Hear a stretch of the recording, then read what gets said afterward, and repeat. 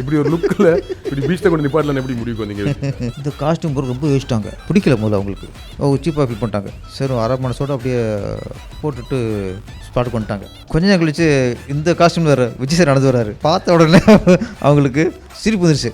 அதுக்கு இது எவ்வளோ பரவாயில்ல. முதல்வர் நாற்காலி இருக்குல்ல, அதில் கலைஞரை பார்த்துருக்கோம், ஜெயலலிதாவை போய் பார்த்துருக்கோம், ஸ்டாலின் ஐயா பார்த்துருக்கோம். இப்போ அவங்கெல்லாம் பார்க்கும்போது பிரமிப்பு தான். இவரை பார்க்கும்போது நம்ம வீட்டில் ஒரு ஆள். அந்த ஒரு வேறு வேணுங்கிறதுக்காக நான் வேறுமுறை நான் அந்த ஸ்கிரிப்டை நான் பண்ணேன். நீங்கள் சொன்ன வார்த்தை அதையே சங்கீதா மேடம் சொன்னாங்க கூட. ஒரு இதுக்கு வீட்டுக்கு போயிருக்கும்போது சொன்னாங்க. ஒரு எப்படிப்பட்ட டைரக்டர் அவர் வருவார்னு நினைக்கிறீங்க சார்? ஒரு பெரிய இடத்துலேருந்து வரும்போது மைனஸ் தான் சார் பெருசாக. அப்பா ஹீரோ, பையன் டேரக்டர், ஒரு சுழற்சி முறையில் வருது. இப்போ விஜய் சார் பையன் அப்படிங்கிறது ரொம்ப எதிர்பார்ப்பு இருக்கும். அந்த எதிர்பார்ப்பு தான் அவருக்கு. இப்போ விஜய் சாரும் சில இலவசம்லாம் அறிவிச்சார். ஆமாம், நீங்கள் தயவு செய்து மக்கள்கிட்ட மன்னிப்பு கேட்டுருங்க. நான் வந்து நல்ல ஆட்சி கொடுக்கணும்னு நினைக்கிறேன். இப்போ உங்களுக்கு இலவசம் நான் திருப்பி ஆரம்பிச்சோன்னா எத்தனை லட்சம் கோடி கடன் வாங்குற சூழ்நிலை உருவாகும். ஏற்கனவே 13 லட்சம் கோடி கடன் வாங்கியிருக்கு. நான் வாங்க நான் 50 லட்சம் கோடி ஆகி வரும். மக்களை கேளுங்க, உங்கள் பிள்ளைய நினச்சி மன்னிச்சிருங்க சொல்லிவிட்டு தயவு செய்து. இன்றைக்கி விஜய் அப்படிங்கிற ஒரு பேர், முதலமைச்சர் அப்படிங்கிறத விட நம்பிக்கை, நண்பனோட நம்பிக்கையை, பொண்டாட்டியோட நம்பிக்கையை, அப்பா அம்மா நம்பிக்கையை சம்பாதிக்கிறதே பெரிய விஷயம் நினச்சோம்னா கோடிக்கணக்கான மக்களோட நம்பிக்கை சம்பாதிக்கிறது சாதாரண விஷயமா sir? Ramraj Cotton culture of India presents C Joseph Vijay ஒரு பேரே வரலாறு. Special title sponsor Max Gold, cash for gold, call 04445454545. A special birthday celebration. Powered by doctor Sreevarma wellness, அனைத்து நோய்களுக்குமான ஆயுர்வேத மருத்துவம். Poorvika, India's largest tech and appliance omni channel retailer. Jayachandran, எல்லாமே இருக்கு நல்லாவே இருக்கு. நீங்கள் ரொம்ப ஜாலியாக எழுதின ஒரு வரி இல்லை? ஏழைங்க பாளைங்க மனசு வச்சா நாளைக்கு நீங்களும் சிஎம் தான் அப்படின்னு ரொம்ப கேஷுவலாக ஜாலியாக அந்த படத்தோட சுச்சுவேஷனுக்காக எழுதின வரி இன்னைக்கு உண்மையாயிடுச்சு, ரியல் ஆயிடுச்சு. ஆமாம், நடிகராக பார்த்துருக்கீங்க, அவரை இயக்கியிருக்கீங்க, சிஎம் ஆகிட்டார், நடிகராக வாழ்த்து சொல்லியிருப்பீங்க, இப்போ சிஎம் அவருக்கு வாழ்த்து சொல்லணும். அவரோட பிறந்தநாள் ஜூன் 22. இந்த நிகழ்ச்சி அதுக்காக தான், ஒரே ஒரு பேரே வரலாறு அப்படிங்கிறது. முதல்ல வாழ்த்துக்கள் சொல்லிடுங்க நம்ம சிஎம்க்கு. முதலமைச்சருக்கு இது முதல் பிறந்தநாள் வாழ்த்துக்கள். ஆமாம், நடிகராக வந்து 55 தொட்டுச்சு நினைக்கிறேன். ஆமாம், முதல்வராக ஃபஸ்ட்டு பர்த்டே கொஞ்சம் வியப்பாக இருக்குது. ஓகே, ஆமாம், இன்றைக்கி நம்ம விஜய் முதலமைச்சர் அப்படிங்கும்போது என்னை பொறுத்த வரைக்கும் அவங்க அப்பா அம்மாவுக்கு என்ன அந்த பூரிப்போ, எவ்வளோ சந்தோஷமாக இருக்குமோ அந்தளவுக்கு நமக்கும் இருக்குன்னு தோணுது. ஏன்னா அது நினைக்கும் போதே ஒரு ஒரு சந்தோஷம் இருக்கும்ல வருது. ஆமாம், இந்த சீட்டில் உட்கார்றது வெறும் ஆசைக்கு உட்காந்துட முடியாது. ஃபஸ்ட்டு இன்னொன்று, ஆள் மனசில் மக்கள் சேவை நினச்சா தான் இந்த மாதிரி ஒரு மேஜிக் நடக்கும். கரெக்ட். இன்றைக்கி விஜய் அப்படிங்கிற ஒரு பேர், முதலமைச்சர் அப்படிங்கிறத விட நம்பிக்கை. நம்பிக்கை தான். முதலமைச்சருங்கிறது பதவி, ஆனால் மக்கள் வந்து அதேமாரி அவர் மேலே வச்ச நம்பிக்கை, நாட்டுக்கு நல்லது பண்ணுவார், நமக்கு நல்லது பண்ணுவார், ஏழை மக்களுக்கு, விவசாயிகளுக்கு எல்லாருமே நல்லது பண்ணுவாருங்க ஒரு நம்பிக்கை தான் அவர் சிஎம் ஆக்கியிருக்கு. அவர் சிஎம் ஆக்கியிருக்கு. அந்த நம்பிக்கையில் தான் அவர் சிஎம் சீட்டில் உட்காந்துருக்காரு. அப்படிங்கிறத விட இந்த நம்பிக்கையில் தான் அவர் சூப்பர் சார். அந்த அவருடைய சிம்மாசனம் வந்து இந்த நம்பிக்கை தான். நம்பிக்கை தான் அந்த சிம்மாசனம். அப்போ அவருக்கு பெரிய பொறுப்பும் இருக்குது. நம்பிக்கை மேலே உட்காந்து பெரிய பொறுப்பு சார். காரு, பங்களா, அது சொத்து அதெல்லாம் இல்லை சார். ஒரு மனுஷன் சம்பாதிக்கிற மிகப்பெரிய சொத்து நம்பிக்கை. ரைட். ஒரு நண்பனோட நம்பிக்கையை, பொண்டாட்டியோட நம்பிக்கையை, அப்பா அம்மா நம்பிக்கையை சம்பாதிக்கிறதே பெரிய விஷயம் நினச்சோம்னா கோடிக்கணக்கான மக்களோட நம்பிக்கை சம்பாதிக்கிறது சாதாரண விஷயமா சார்? சினிமா டைலாக் மாதிரியே இருக்குது. Actually matter true. நீங்கள் சொல்கிற ஸ்லாங்கு அப்படி இருக்குது, சினிமாவில் பேசுகிற மாதிரி. அப்போ சாதாரண விஷயம் இல்லை. கரெக்ட். அப்போ கோடிக்கணக்கான மக்கள் பேர் நம்பி உட்கார வச்சுருக்காங்கன்னா சாதாரண விஷயம் இல்லை. அந்த நம்பிக்கை காப்பாற்றுற ஒரு பொறுப்புள்ள பொசிஷனில் தான் இன்றைக்கி முதல்வர் அவர்கள் இருக்காங்க. அந்த நம்பிக்கையை இங்கே காப்பாற்றணும். ஏன்னா மக்களுக்காக வாழணும், மக்களுக்காக சேவை செய்யணும். நீங்கள் வந்து அடிக்கடி சொல்லியிருக்கீங்க, உச்சத்தை விட்டுட்டு வந்திருக்கேன், பல கோடிகளை விட்டுட்டு வந்திருக்கேன். ஆமாம், இதெல்லாம் விட்டுட்டு வந்ததுக்கு அர்த்தம்ங்கிறது சேவை தான். உங்கள் சேவையில் தான் தெரியும், மக்கள் சேவை தான் அதுக்கு அர்த்தமே. அப்போ இனி இதுக்கப்புறம் நாங்கள் நடிகர் விஜய்ங்கிறத நாங்களே மறந்துடும். படம் பார்க்கும்போது நடிகராக பார்க்குறோம். ஆனால் இதுக்கப்புறம் உங்களை நிகழ்வுகளை பார்க்கும்போது ஒரு நம்பிக்கைக்குரிய மக்களுக்கான ஒரு முதல்வராக பார்க்கணும். சிஎம் ஆனதுக்கப்புறம் அவரை போய் மீட் பண்ணிட்டு வந்தீங்க இல்லையா? ஃபர்ஸ்ட் டைம் அவரை கதை சொல்ல போயிருப்பீங்க. ஷூட்டிங் ஸ்பாட்டில் அவரை பார்த்துருப்பீங்க. ஸோ அப்படியெல்லாம் பார்த்த ஒரு நபரை சிஎம் உட்காந்துருக்காரு, அவரை போய் பார்க்க போகிறோங்கிறது ஒன்று இருக்குல்ல, அந்த கணம் எப்படி இருந்தது? சார் அந்த கோட்டைக்கு நாங்கள் போயிருக்கோம் சார். சங்க சார்பாலாம் நாங்கள் Bharathi Raja sir, RK Selvamani sir கூடலாம் சங்க பொறுப்பில் இருக்குல்ல, ஆமாம் போயிருக்கோம். ஆமாம் ஆமாம். அந்த நாற்காலி, முதல்வர் நாற்காலி இருக்குல்ல, அதில் கலைஞரை பார்த்துருக்கோம். ஓகே. கலைஞரை பார்த்து பேசியிருக்கோம். பேசுறீங்க. ஜெயலலிதா அம்மாவை போய் பார்த்துருக்கோம். ம் ம் ஸ்டாலின் ஐயாவை பார்த்துருக்கோம். ம். இப்போ அவங்கெல்லாம் பார்க்கும்போது ஒரு பிரமிப்பு தான். ஓகே. நம்ம கலைஞரை பார்க்குறோம், ஜெயலலிதாவை நேராக பார்க்குறோம். பெரிய ஆளுமை. ஆமாம், ஸ்டாலின் நேராக பார்க்குறோம். அப்படியே ஒரு ஆளுமை அப்படிங்கூட. இப்போ இங்கேருந்து நிலவு ரசிப்போம்ல, கரெக்ட். தூரத்துலேருந்து நிலவு ரசிப்போம். ஆமாம், அவங்கள கிட்ட பார்க்கும்போது ஒரு பிரமிப்பு இருக்கும். அந்த மாதிரி தான் அவங்கள. Okay okay.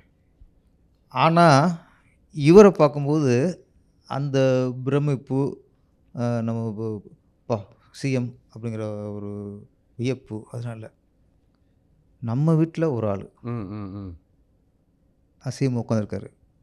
அந்த சிஎம் சீட்டில் உட்காந்துக்க ரசித்தோம் சார். ம் ம். அவங்கள பார்க்கும்போது அவங்கள பார்க்குற வியப்பு தான் இருந்துச்சு. ஆனால் இன்றைக்கி இவர் உட்காந்துருக்கிறது வியப்பு. Okay okay okay. ஓகே. அப்போ இந்த நாட்களில் நம்ம கலைஞரை பார்த்தோம், இந்த நாட்களில் தான் நம்ம ஜெயலலிதா அம்மா பார்த்தோம். அங்கே விஜய் உட்கார்ந்துருக்காரு. ம். அப்போ அவங்கள பார்த்தது தான் வியப்பு. எங்கள் விஜய் வந்து உட்கார உட்காந்ததே வியப்பு. நைஸ். விஜய் சார்கிட்ட கதை சொல்லி படம் பண்ண படம் இயக்குனர் எத்தனையோ இயக்குனர்கள். அதில் நான் ஒரு 20வது இயக்குனராக இருக்கலாம், 40வது இயக்குனராக இருக்கலாம். அதுக்கப்புறம் 40 இயக்குனர் அவர் உருவாக்கலாம். ம். ஆனால் இந்த முதலமைச்சர் சீட்டுங்கிறதுல அது ரேரில் அது ஆமாம் ஆமாம். நம்ம நினைச்சா உருவாக்க முடியாது, மக்கள் நினைக்கணும். மக்கள் அதுதான் உங்களுக்கு. அதனால் அவர் கதையை ஓகே பண்ணுறது என்னை இயக்குனராக அங்கீகரித்தார், ஒரு ஆள் அங்கீகரித்தார். ஆனால் அவர் முதல்வர் அங்கீகரித்தது இன்றைக்கி கோடிக்கணக்கான பேர். அப்போது அந்த இடத்துல அதை பார்க்கும்போது நான் சொன்ன மாதிரி தான், திருப்பாச்சி கதையை ஓகே பண்ண சந்தோஷத்தை விட எங்கால் சிஎம் சீட்டில் உட்காந்துருக்காருயா, அந்த சந்தோஷத்துக்கு அளவே இல்லை சார். திருப்பாச்சி பெரிய சக்ஸஸ் ஆகிடுச்சு. பட் சிவகாசி வந்து எனக்கு திருப்பாச்சியோட எனக்கு பர்சனலி ரொம்ப பிடிச்ச படம் சிவகாசி. இன்னும் பயங்கர ஹியூமராக ரொம்ப ஜாலியாக இருந்துச்சு. அதில் திருப்பாச்சியில் எமோஷன்ஸ்லாம் ரொம்ப அள வச்சிட்டீங்க. இங்கே கொஞ்சம் கம்மியாக நீங்கள் சிவகாசியில் கொஞ்சம் குறைச்சிருந்தீங்க. அந்த ஏன்னா ஒரு படம் ஹிட்டு கொடுத்தாச்சு, 2வது படத்தை ஃபஸ்ட்டு ஹிட்டு கொடுத்தாரு நம்பிக்கைக்காகவே கொடுத்துடக்கூடாது. அந்த கதை பிடிக்கணும்னு ஒன்று இருக்குல்ல. செகண்ட் படத்துக்கு வெற்றிக்கு அப்புறம் 2வது பட கதை சொல்லும்போது எப்படி ரிசீவ் பண்ணார் அந்த நரேஷன்? ஆனால் ஃபஸ்ட்டு வந்து கதை மேலே உள்ள நம்பிக்கை திருப்பாச்சி. ம். சிவகாசி வந்து என் மேலே உள்ள நம்பிக்கை. ஓ நைஸ். ஆமாம். இருந்தாலும் கதை பிடிக்கணும்ல. ஆமாம் ஆமாம். அதுக்கப்புறம் ஒரு லைன் சொன்னேன். அந்த அம்மா 2 அண்ணன் தம்பிங்க அந்த லைன் சொன்னேன். லைன் பிடிச்சி போச்சு. அவருக்கு வந்து ஃபுல் கதை கேட்காம ஓகே சொல்ல மாட்டார். ஆமாம் ஆமாம். அவருக்கு வந்து என்ன ஸ்கிரிப்டோ ஃபுல்லாக சொன்னா தான் சார். ½ hour சார் லைன் சார்னா இல்லை ஃபுல்லாக சொல்லிட்டு பாரு, யாரும் கேட்க மாட்டார். ம் ம். ஆனால் சிவகாசி அப்போ தான் நான் ஒரு லைன் சொன்னதுக்கப்புறம் ஓகேட்டார். ஓகேட்டு அடுத்து கமிட் பண்ணி கொடுத்தாரு. ஓ ஆமாம். உங்கள் அதுக்கப்புறம் மேலே நம்பிக்கை வந்துருச்சு, ஆமாம். எடுத்துருவார் அப்படின்ட்டு. அதுக்கப்புறம் ஃபுல் ஸ்கிரிப்ட் சொன்னதுக்கப்புறம் இன்னும் அவருக்கு ம். நம்பிக்கை வந்துச்சு. ஓகே. நான் ஸ்கிரிப்ட் பண்ணும்போது ஒன்று முடிவு பண்ணேன். நீங்கள் சொன்ன மாதிரி தான் கரெக்டாக. ம்.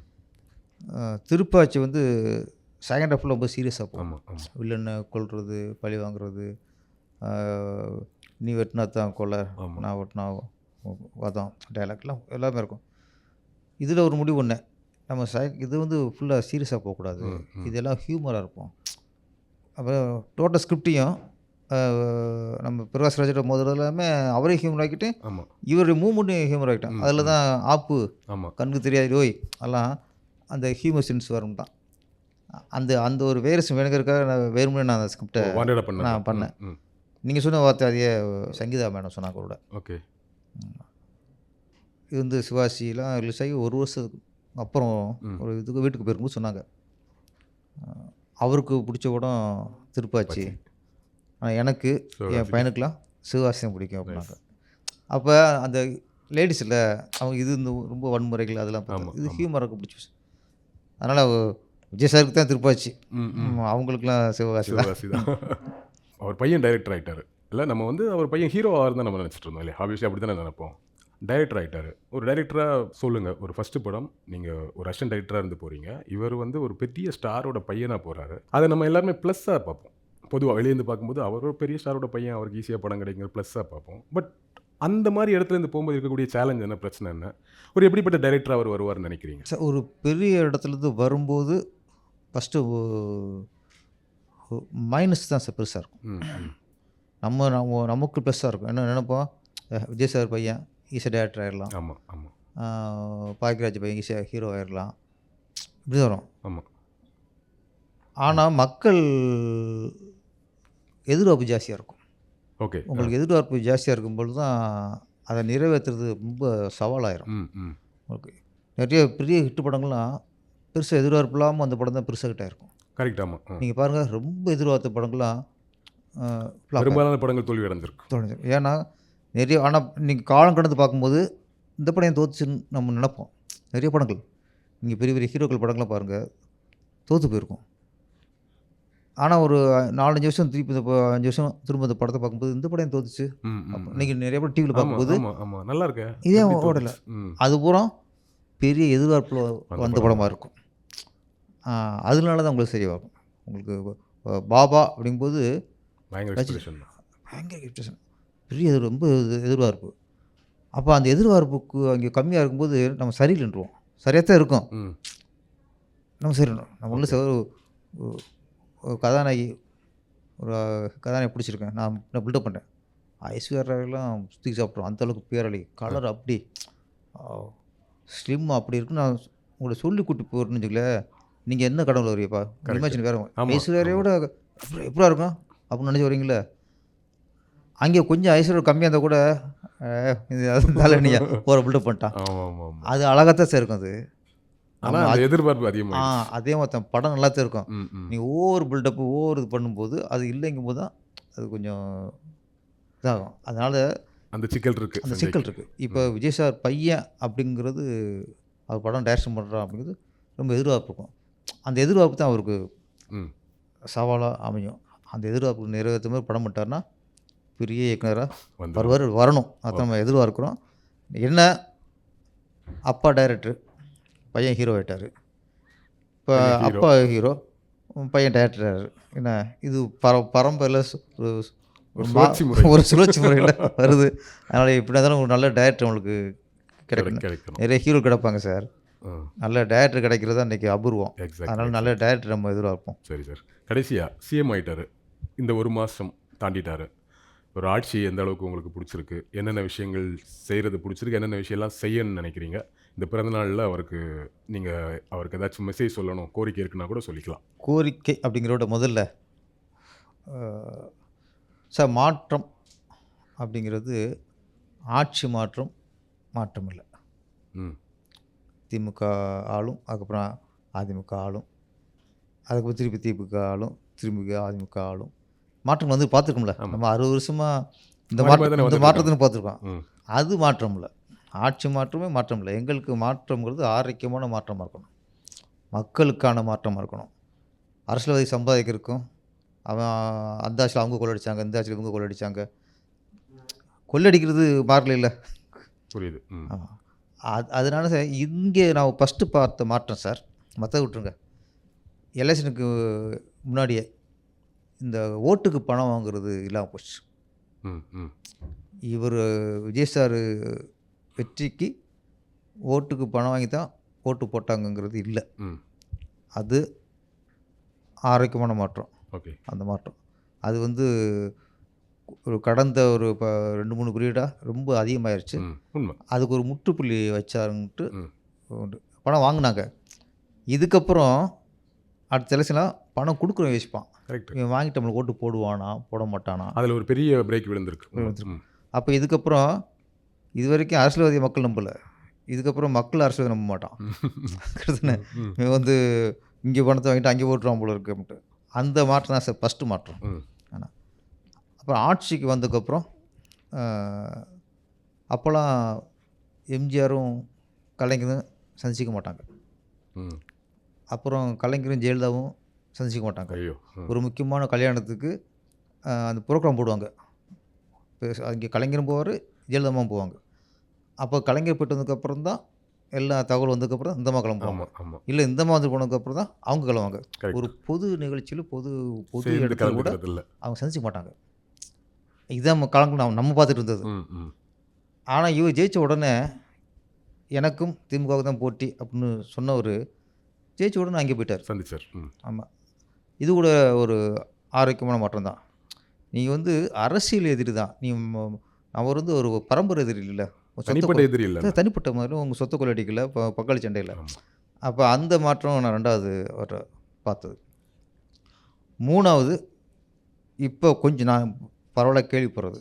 இப்போ கொஞ்சம் லஞ்சம் வாங்குறதுக்கு ம், ம். பயப்படுறாங்க. ஏன்னா லஞ்சம் வாங்கினா அவங்க ஒத்துக்குவாங்களா?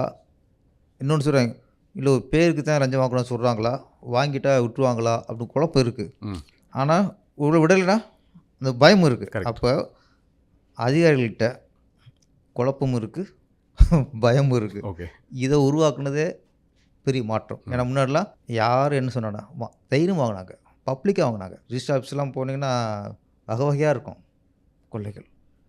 அந்த உங்களுக்கு பத்திரம் பதிவு பண்ணாலும் பத்திரம் கைக்கு வராது. கரெக்ட். அப்போ இன்றைக்கி அங்கங்கே உள்ள அதிகாரிகள், அரசு அதிகாரிகள்லாம் அது கொஞ்சம் யோசிக்கிறாங்க இப்போ. ஓகே. ஆமாம். இது நான் சொல்கிறதா முக்கியமான ஒரு மாற்றம். முக்கியமான மாற்றம். இது மக்களுக்கு ஆமா, தேவையானது ஆமா. தானே. ம். அது அது அப்புறம் என்ன இப்போ நான் ஓகே இது மாற்றங்கள். இதுக்கப்புறம் நிறைய மாற்றத்தை உருவாக்க கொண்டிருக்கு. ம், ம். அது வந்து எப்படின்னா முக்கியமாக அந்த பாலியல் வன்முறை. ம். ஆமாம். இதை வந்து ஒரு அடியோடு அழிக்கிறதுக்கான ஒரு வழிமுறை கொண்டு வரணும். அதுக்கான ஆலோசனை கொண்டு வரணும். இதுக்கு என்ன சட்டத்தை எப்படி கடுமையாக்கணும். ஏன்னா மற்ற சார் லஞ்சம் வாங்கினா ஊழல் பண்ணா அப்படிங்கிறதுலாம் ஒரு பொதுவான நமக்கு செய்தியாக போச்சு சார். இப்போ ம். முன்னெல்லாம் ஒரு 1 கோடி வாங்கினாலே நமக்கு பகிர்க்கும். இன்றைக்கி 3000 குடிக்கிறான், லட்சம் குடிக்கிறான். ம். நம்ம செய்தியை பார்த்து கலந்து போயிடும். ஏன்னா மறத்து போச்சு. கரெக்ட். நார்மலைஸ் ஆயிடுச்சு. நார்மல் மறத்து போச்சு சரியான வார்த்தை. கேட்டு கேட்டு கேட்டு கேட்டு கரெக்ட். மறத்து போச்சு. ம். அப்போ அது ஒரு செய்தியை கடந்து போயிடும். அப்படியான்றான். முன்னா என்ன சொல்கிற அப்படின்வான். அந்த ரியாக்ஷன் போச்சு. இப்போ 10,000 கூட கொள்ளிடுச்சாயா. ஓ அப்படியா? சரி. அப்படியா? ஆனால் அப்போ டோட்டலாக இந்த மாதிரி காலகட்டத்தில் நீங்கள் அதை கொஞ்சம் தொடரணும். இந்த இந்த லஞ்ச ஊழல் இல்லாத விஷயத்தை தொடரணும். ம். தொடரணும். நான் சொல்கிறது இந்த பாலியல் அது என்ன சொன்னேன், இதெல்லாம் அவங்களுக்கு மறத்து போச்சு சார், லஞ்சம் வாங்குறது.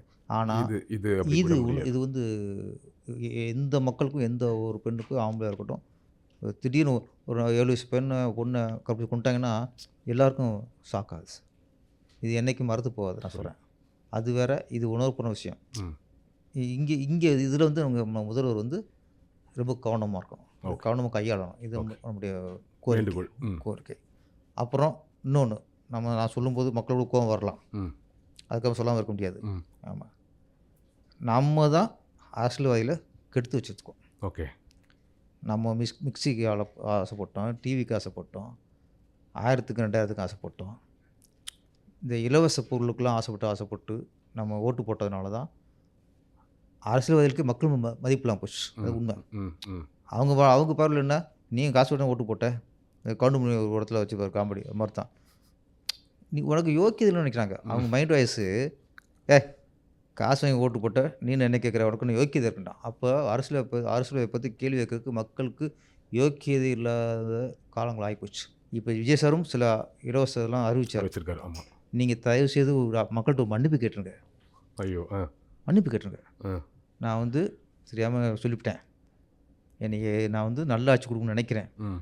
நேர்மையான ஆட்சி கொடுக்கணும்னு நினைக்கிறேன். இப்போ உங்களுக்கு இலவசம்னு நான் திருப்பி ஆரம்பிச்சோன்னா திரும்ப எத்தனை லட்சம் கோடி கடன் வாங்குகிற சூழ்நிலை உருவாகும். ம். ஏற்கனவே 13 லட்சம் கோடி கடன் வாங்கியிருக்கு. அப்போ நான் வாங்க இந்த 50 லட்சம் கோடி ஆகி போயிடும். பரவாயில்லையா? மக்களை கேளுங்க. ம். நான் வந்து தெரியாமல் கேட்டுவிட்டேன். ம். என்ன உங்கள் பிள்ளைய நினச்சி மன்னிச்சிருங்க சொல்லிவிட்டு தயவு செய்து ம். இந்த இலவசம் இதைத்தாருங்க சொன்னதெல்லாம் நீங்கள் எரேஸ் பண்ணிடுங்க. ஓகே. ஏன்னா மக்கள் தெளிவாக இருப்பாங்க, ம். தப்பாக நினைக்க மாட்டாங்க. நான் ஓகே. சொல்கிறது ஓகே. ம். மக்கள் அதையும் ஏற்றுப்பாங்க நினைக்கிறீங்க. தப்பாக நினைக்க மாட்டாங்க சார். ம். நான் வந்து சும்மா சொல்ல, நான் மளிகை கடையில் போய் பொருள் வாங்கும்போது அவங்க மனநிலை யோசிக்கிறேன், கேட்டுக்கிறேன்.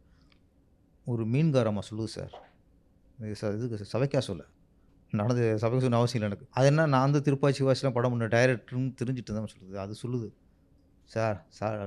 சார்ட்ட சொல்லுங்கள் சார், எனக்கு இந்த 1000 2000 வேணாம், பணமே வேணாம் எங்களுக்கு, இது வேணாம். அது எந்த சூழ்நிலை தெரியுமா, அந்த இந்த கவர்னர் வீடு கலைஞர்ல அப்போயே சொல்கிறாங்க அவங்க. ஆமாம் ஆமாம். அவங்க அவங்களுக்குமே ரொம்ப பரிதாபப்பட்டாங்க. என்ன இந்த பிள்ளைய அலைய விட்றாங்கன்னு கோவப்படுறாங்க. ம் ம் ம்.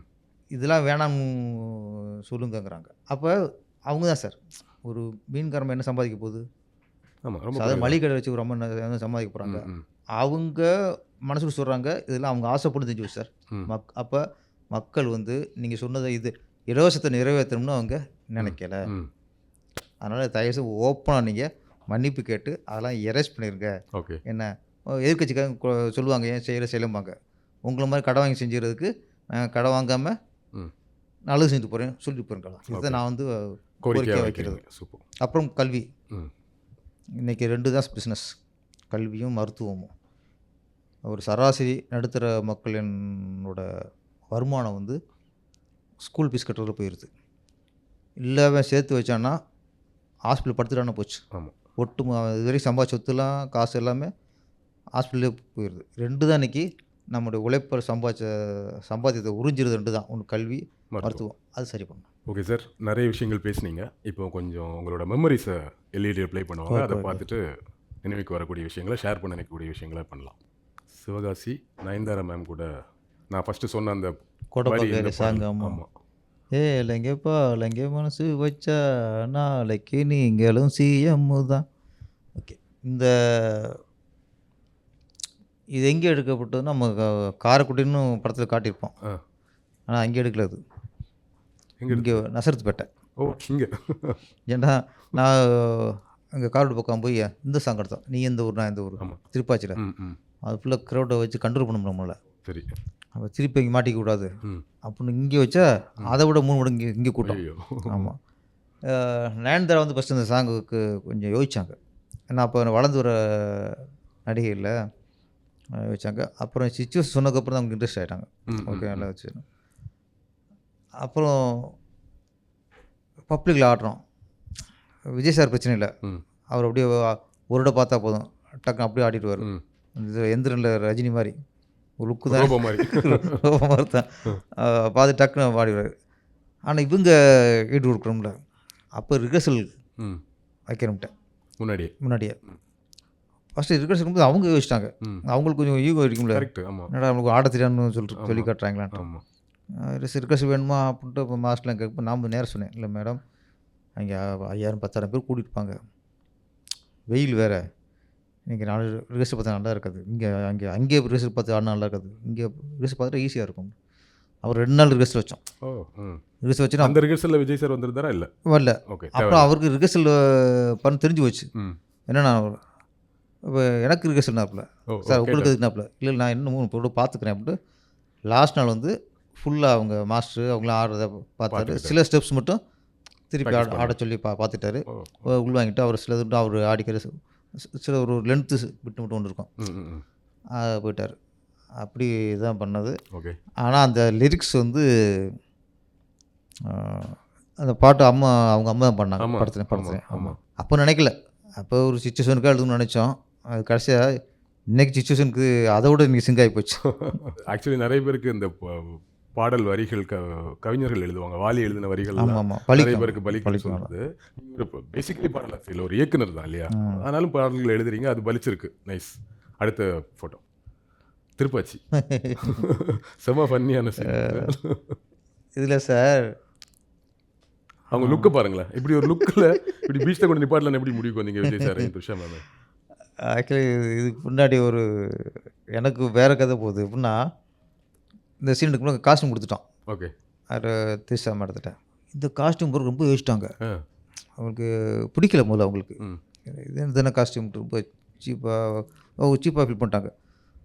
அப்புறம் நம்ம போய் ரிக்வெஸ்ட் பண்ணி, இல்லை மேடம் ஹியூமர் ஒர்க் அவுட் ஆகும் அப்படின்ட்டு சரி அரை மனசோடு அப்படியே இன்னும் டென்ஷன் அவங்களுக்கு போட்டுட்டு அந்த ஸ்பாட்டுக்கு வந்துட்டாங்க. வந்துட்டு முழு வீட்டில் உட்காந்துருக்காங்க. எங்கே எடுத்தது? கோல்டன் பீச் இருக்கலாம். ஓகே. அங்கே முழு வீட்டில் உட்காந்துருக்காங்க. கொஞ்ச நேரம் கழிச்சு இந்த காஸ்டியூம் வேறு விஜய் சார் நடந்து வர்றாரு.